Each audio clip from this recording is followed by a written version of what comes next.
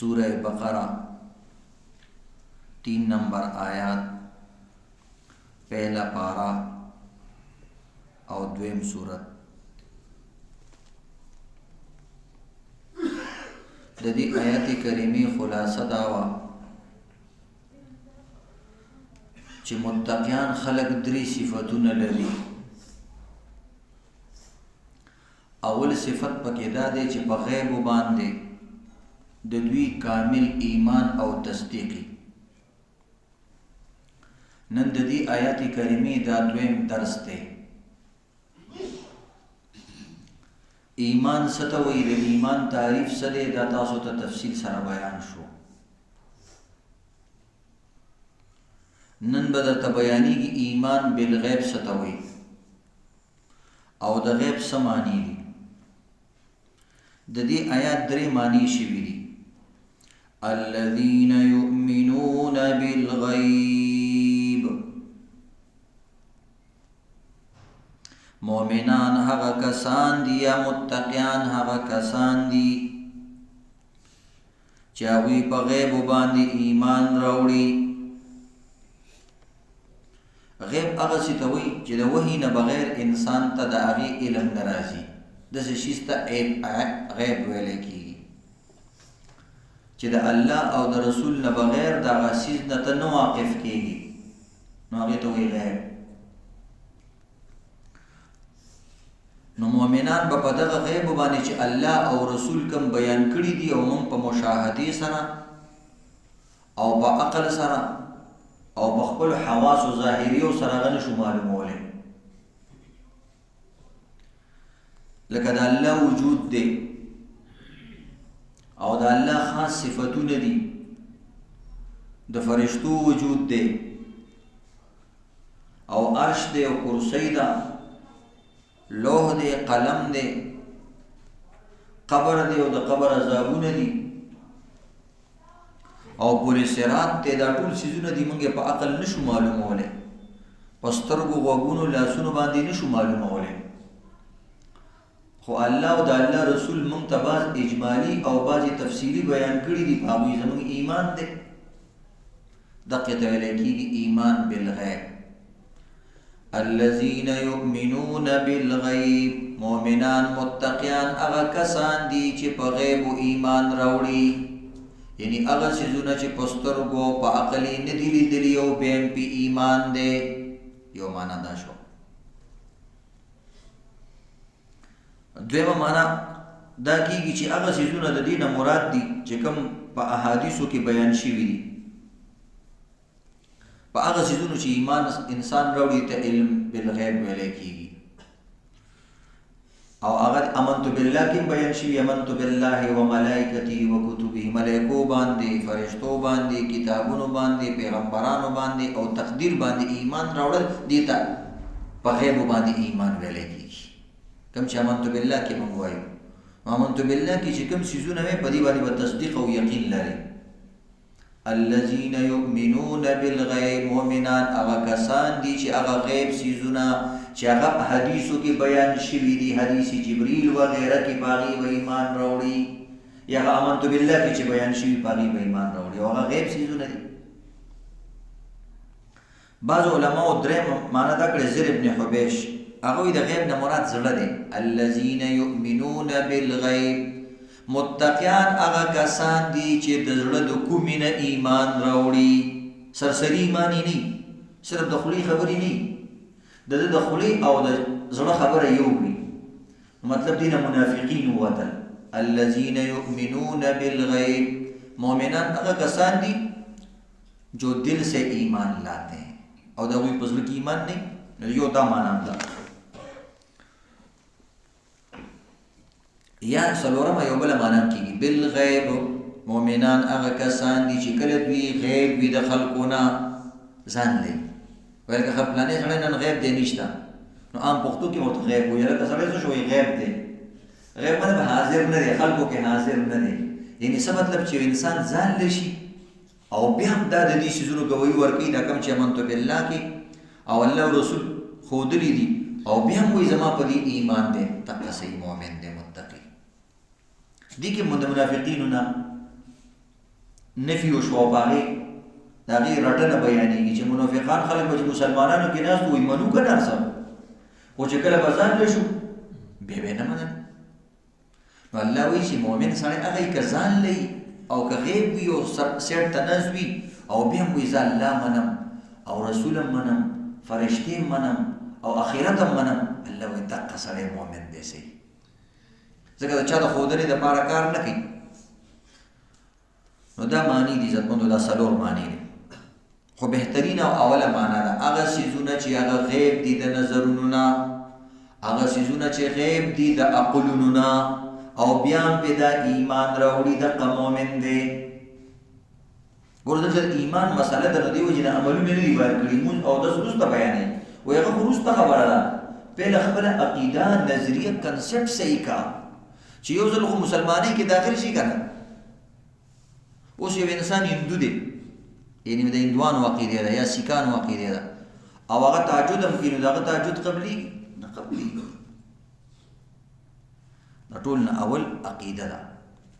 او د عقیدې مثال داسې دی که انسان بدن کې روح دی، انسان تعالی انسان خلک وایي او پوره انسان وایي چې روح پکې، او چې دا روح دې وځي نو بس بیا ورسره خپله ختم شپه نه کوي.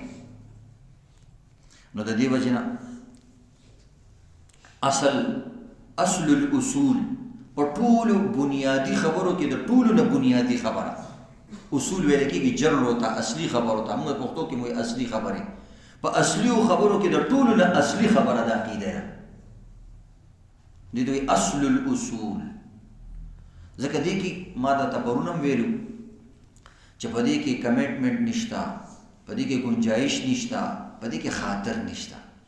یاره الله رب العزت صرف دا یو خبر هم د بندګانانو نه حق نه لري چې دا به ماله مني، دا ټول ارزي کړي دي. که یو سړی وایي چې مثلا ټول عمر ولې کافر جهنم کې اچي، نو الله رب العزت وایي ستا په دې ټول عمر کې زما د یو خبرې حق هم نشته. دې ته ګوري چې ټول عمر عذاب در کوم، دې ته نه ګوري چې په ټول عمر کې یو خبره نه ده منل. عذاب ته ګوري او دلته خبرې ته نه ګوري. یو خبره ومنه که نه، ولې نه مني؟ څه چل باندې شوی دی، ولې یو خبره نه مني؟ عقلی دلیلونه شته، نقلی دلیلونه شته، پیغمبران مې رالیږلي دي، قرآن مې رالیږلی، کتابونه مې رالیږلي، 1,40,000 پیغمبران مې رالیږلي، نور ته څه غواړې؟ وفي انفسکم افلا تبصرون. ځان کې وګوره زه به درته ښکاره شم. بعضې خلک اسلام باندې اعتراضونه کوي، ولې کافر له ټول عمر عذاب ورکوي؟ دې نه تپوس دی که کافر نه چې د ظالم بچې ته ټول عمر کې الله ولې نه مني؟ عذاب خو بین الاقوامي قانون دی، عذاب او سزا خو په ټوله دنیا کې شته. د عذاب سوال خو څوک نه کوي چې دا ولې دی، کوم ځای کې سزا نشته. خپل بچو له خلک سزا ورکوي، ښځې له سزا ورکوي، ځان له سزا ورکوي. کله انسان دا خو د سزا خبره خو فضول ده چې ته سزا ولې ده. ته دا ووایه چې د انسان دا بدن دا هر څه د الله دی او بیا هم دا ظالم د الله نه مني. دا خبره ډسکس کا، دې باندې خبرې وکړه، سړي ته دا ووایه. او هغه خبره څه دي، نه پکې لاس خوځول شته، نه پکې خوله خوځول شته، نه پکې سر ورکول شته، صرف په زړه کې د الله او د الله د قطعي خبرو یقین راوستل دي. او ما تاسو ته په دې باندې یو څو سکنډ لګېږي، نو چې یو انسان په 80 کالو کې په 100 کالو کې الله له یو څو سکنډ هم نه ورکوي، نو دا څه انسان شو؟ نو په اسلام باندې ځان هم پوهې کوي، دا خلک هم پوهې کوي کافران چې ګوره دا څومره وړه خبره ده، ته دا ولې نه منې؟ الذين يؤمنون بالغيب. مؤمنان هغه کسان دي چې هغه په غیب او د غیب په خبرو باندې ایمان راوړي، چې کومې خبرې په عقل او په حواسو سره نه معلومیږي، خو الله او د الله رسول یقیني بیان کړي دي په ایمانی. د دې بدس ترجمه کې نه به پوهیږي، یعنی اسی عام ساده ترجمه کیږي یؤمنون بالغیب، څوک نه پوهیږي په غیب باندې به ایمانی. غیب څه ته وایي؟ دې کوس یو اهم د عقیدې مسله درته بیانوم، او دا ډېره اهم مسله ده، او دې کې بعض خلک دوکه شوي دي او ګمراه شوي دي چې پیغمبر او د پیغمبر نه علاوه نور ولیانو پیرانو خو خلکو سره علم غیب شته که نشته. دا یو اهم مسله ده او بحثونه خلک کوي. نو په یو خبره باندې ځان پوه کړي نو بیا به په غټوله مسله باندې پوه شي. یو د علم الغیب یو د علم بالغیب، ګور دا بیټه کې پکې صرف زیاده شوه، یو د علم الغیب او یو د علم بالغیب. په دې باندې تاسو نور مسان کوو. یو هغه علم دی چې بغیر څه د واسطې نه چاته حاصل شي، هیڅ واسطه پکې نه، ډایرکټ په ډایرکټ انسان چاته حاصل شي. انسان ته دا نه حاصلېږي، انسان داسې نشي کولی چې ډایرکټ په ډایرکټ کوم علم حاصل شي. دې ته وایي علم الغیب. او بعض وخت کې د پټو څیزونو علم وي خو تا ته څه واسطې سره حاصل شي. مثلا الله وحی وکړله پیغمبر ته، وحی سره معلوم شو، نو دې ته علم الغیب نه وایي، دې ته علم بالغیب وایي، دې ته بالواسطه علم وایي، په واسطې سره. موږ انګلیش کې ورته وایي انډایرکټ او ډایرکټ. که ډایرکټ درته یو خبرې پته ولګېده نو دې ته وایي علم غیب. او دا اوچت علم دی او دا د الله نه سوا بل چا سره نشته. دنیا خو هر یو انسان په هر حال کې محتاج دی الله ته، که پیغمبر دی، که پیر دی، که ولی دی، که فقیر دی، که ښځه ده، که نر دی، که ښایسته دی، که بدرنګ دی، ټول انسانان محتاج دي الله ته. او الله چا ته محتاج نه دی. نو دی وجه نه الله په خپل علم کې مواسطو ته محتاج نه دی، هېڅ ته محتاج نه دی. د الله علم خپل دی بس. نو دی وجه نه د الله علم ته علم غیب وایي. او انسان ته چې کوم غیب معلومیږي، غیب هغه څیزونه چې د په عقل نه دي معلوم کړي، په لاسونو نه دي معلوم کړي، خو ورته معلوم دي. لکه موږ ته د جنت څه نه څه علم شته، د دوزخ څه نه څه علم شته، د قبر موږ ته علم شته. دا ټول غیب څیزونه دي، خو دا موږ ته په واسطې د حدیثو سره میلاو شوي دي، په واسطې د علماو سره معلوم شوي دي، په واسطې د قرآن سره میلاو شوي دي، په واسطې د پیغمبر سره میلاو شوي دي، په واسطې د صحابو سره میلاو شوي دي. نو زمونږ په منځ کې واسطې راغلي، نو دې ته علم الغیب نه وایي، دې ته علم بالغیب وایي. یعنی د غیبو په یو څو څیزونو باندې ستا علم راغلی په واسطې سره، یا دې ته اطلاع علی الغیب وایي. څیزونه خو غیب دي خو ته پې چا مطالعه کړې، تا ته اطلاع درکړې ده. یا دې ته انباء الغیب وایي، د غیب خبرونه دي، موږ نه دي لیدلي په سترګو خو منوي، خو موږ ته پیغمبر په واسطې سره، وحي په واسطې سره په دې ټولو څیزو سره معلوم شوي دي. نو یو بلا واسطه، نو د انسان علم بلا واسطه نه دی، بل واسطه دی. او د الله علم بلا واسطه دی، هیڅ واسطه پکې نشته. الله ته د جنت علم ورته و، چا ورله ورکړی نه دی. الله ته د دوزخ علم دی، چا ورته ښودلی نه دی. الله ته قبر کې چې څه کېږي د هغې علم دی، الله ته چا ښودلی نه دی. او د تیر شوي کلونو علم هم الله ته دی، د راتلونکو څیزونو علم هم الله ته دی، او بغیر د واسطې نه دی. چا ولې تعلیم ورکړی؟ الله چا هم نه دی ورکړی. هر چې پیغمبر ته د غیبي خبرو بعض معلوم دي، یا موږ ته معلوم دي، یا بعضې کسانو ته معلوم دي، نو دا په واسطې سره دي. نو دې ته علم غیب نه وایي. لکه خلک وایي که نه پلانې سړی په غیب وپوهېږي، دا خبره غلطه ده. علم غیب الله پیغمبر لم نه دی ورکړی. په دې فرق باندې پوه شوئ؟ د دې لپاره د قرآن آیاتونه دي. یو څو درته وایم، ځکه عزتمندو بعض بریلوي حضرات دي، نو هغوی وایي علم غیب پیغمبر له شته، او یو څو خبرو هغوی په غلطۍ کې اچولي. هغوی ګوري نو یو جنګ کې نبي اسلام ویل چې فلانې کافر به دلته مري، او فلانې به دلته مري، او فلانې به دلته مري. وایي ځایونه ښودلي باقاعده، او مکه ځایونو کې مړه شو. او نبي اسلام بعضې پیشنګویانې ورکړي، دا چل به کېږي، دا چل به کېږي. هغه کارونه کېږي واقعي. یا نبی اسلام قبرونو باندې تیر شو، یو دې قبرونو والا له عذاب ورکولی کېږي. دا ټولې خبرې احادیثو کې شته، خو موږ وایو دا علم غیب نه دی، دا خو الله ورته وحي کړی و، معلوم شو ورته که الله ورته وحي وکړل او دې قبرونو والا عذاب ورکولی وي، عذاب ورکولی کېږي. او چې د کوم ورته پته نه و نو هغې باره کې هېڅ هم نه دي ویلي. الله ورته ویلو چې فلاني فلاني ځي کې به چې کوم دی فلانې فلانې مري، نو بس صحیح ده، ویې ویله څه خبره هم ده. علم غیب نه دی، د غیب علم دی، خو الله رب العزت ورته ښودلی دی.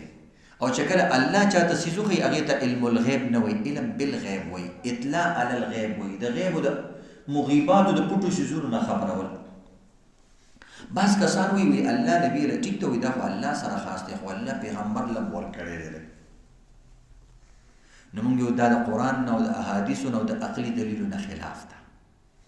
چې کوم څیزونه پیغمبر له ورکړي دي هغې په وحي سره ورکړي، هغه موږ ته معلوم دي، پیغمبر ته معلوم او صحابو ته معلوم، او ته هم په هغې ایمان راوړئ، هغه موږ ته معلوم دي. نو څنګه چې موږ عالم الغیب نشو کېدی نو دغه کې پیغمبر هم نشو. نور پیغمبر سره چې کوم علم دا هم عقیده لري چې د الله نه پس د ټول کائنات علم چې راجمع کی او د ټول پیغمبرانو علم راجمع کی هغه د نبی رسول الله والسلام علم کنه رسی.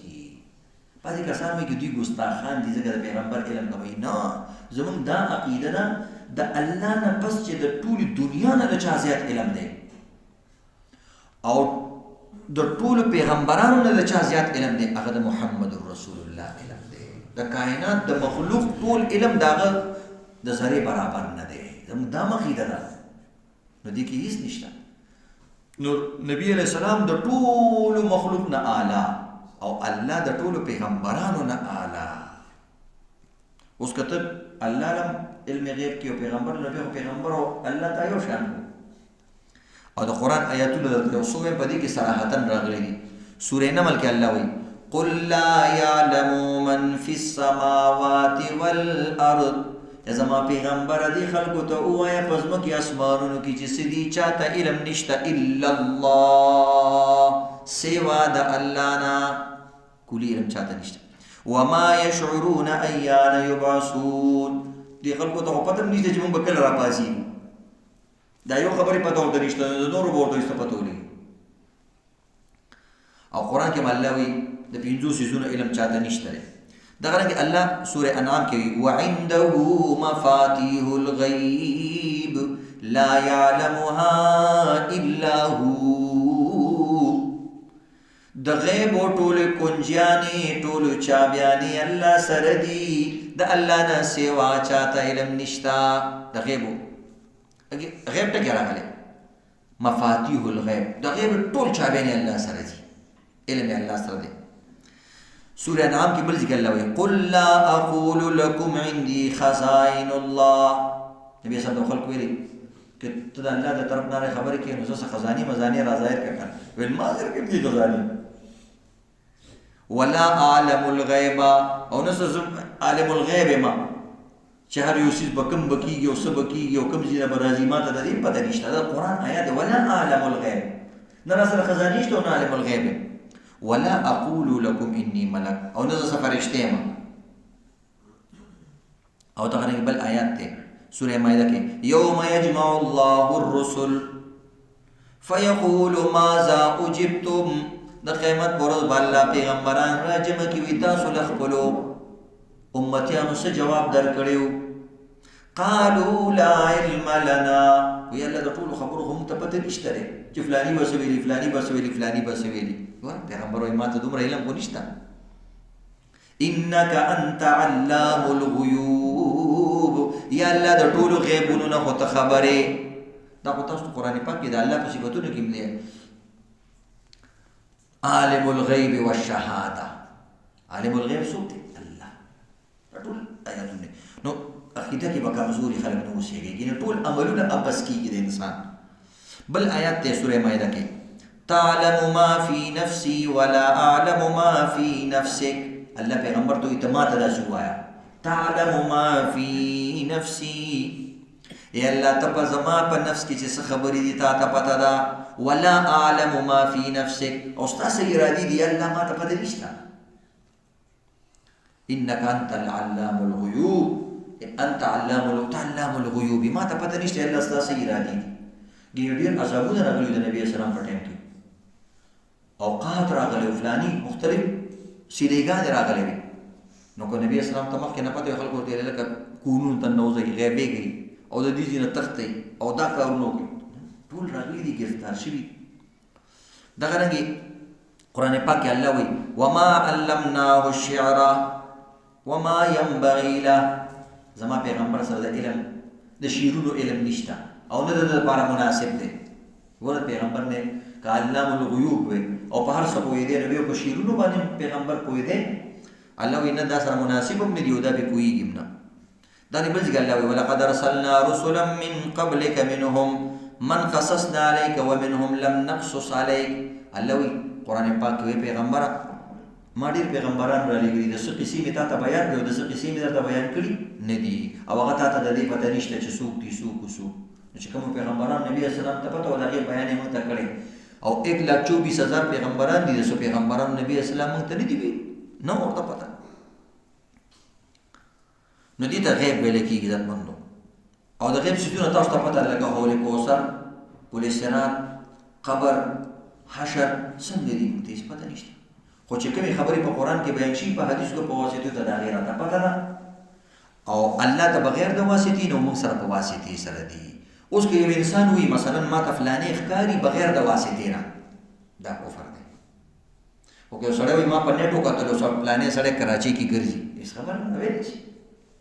یو سړی موبایل کولاو که اوس مې دله سړی معلوم کو او د هغه چې کوم دی لوکیشن نه مې دله معلوم کو، نو صحیح ده که نه دی، خو هېڅ خبره نه. خو که یو سړی داسې وي بغیر د لوکیشن نه، بغیر د موبایل نه او بغیر دغه نه دله زه په کراچۍ کې سړی معلوموم، موږ یو کراچۍ پرېږده مړه ته ووایي په دې ملا دې څو ویښته دي پیره دا معلوم کا، شاته په دې ملا دې څه دي، بیا به شیشې ته ولاړې ګوري او ګوري چې څه دي.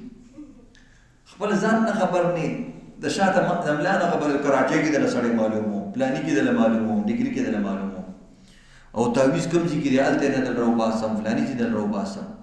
بعضو سره شیطانان یې هغې راوباسي، اذان نه خبره ده. خو نور څوک نشي معلومولی بغیر د واسطې نه یو څیز. خو ما درته ویلي نبي علیه صلات وسلام بعضې خبرې کړي دي، نو د هغې نه دا خلک وایي چې علم غیب هغه سره شته یا لږ شان سره شته، څوک وایي څه وخت یې وله کړی و.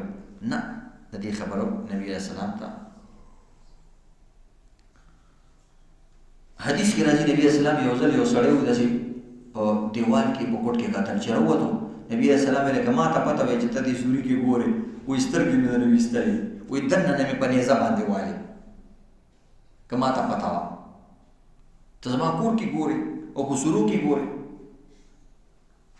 خو لکه ما ته پته نه وه بس بچ مې نو پته نه یم. دغه عقلي دلایل دي بعض او هغه نقلیو سره هم مشابهت لري.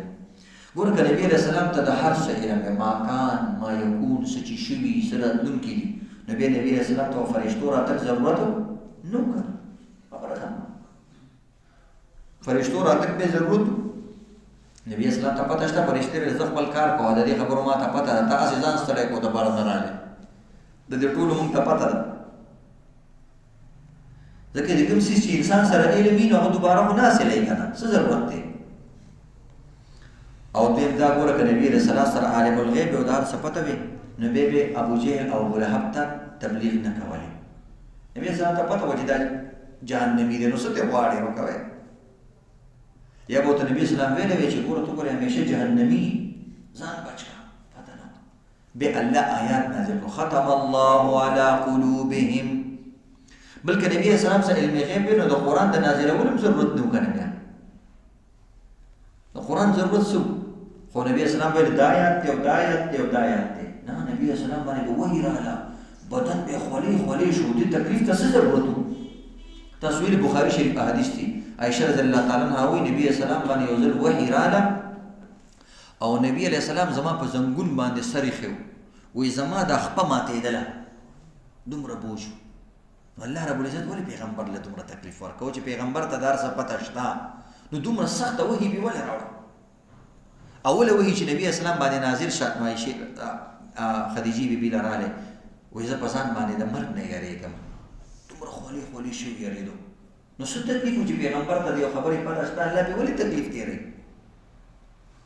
او دا ټول صورتونه به هغه ته پته وي چې قرآن کې به دومره صورتونه دي او دا آیاتونه دي او دا دا دي او دا دا دي او دا دا دي. خو نه، دا شان د دې نه علاوه نبي اسلام باندې یو ځل وحي بنده شوه او نبي اسلام هم ډېر خفه و.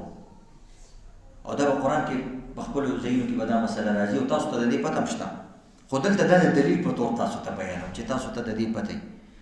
او کافرانو به نبي اسلام له تانې ورکولې، وایي څنګه چل دی، خپل ملګري او خپل رب خو پرېښوستې که نه، او ډېرې خبرې ورته وکړې تر دې چې نبي اسلام ډېر پریشانه شو. بیا الله آیاتونه نازل کړي والضحى واللیل اذا سجى ما ودعك ربك وما قلى.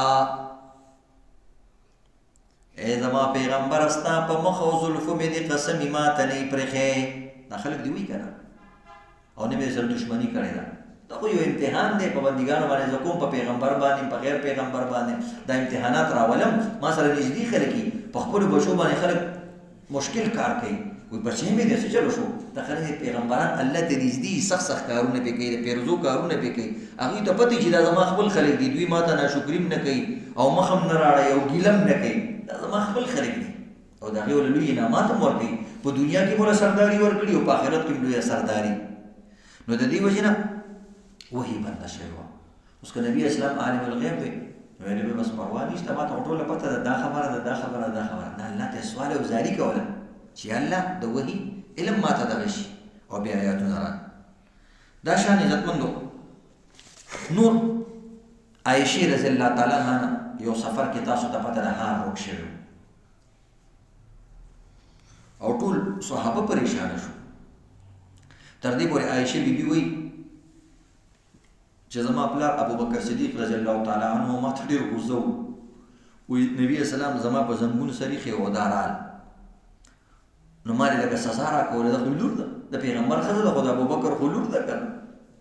نو هغه ته په اشارو کوي چې دا تا څه کارونه کول او ولې دې هار راوړو او ولې ورک شو. وایي زه غلي ناست وم، بس مې نه وی. نو اخره کې هغه ډېر غوسه شو، نو څه راته ویل، نو بس چونډه یې راباندې ولګوله.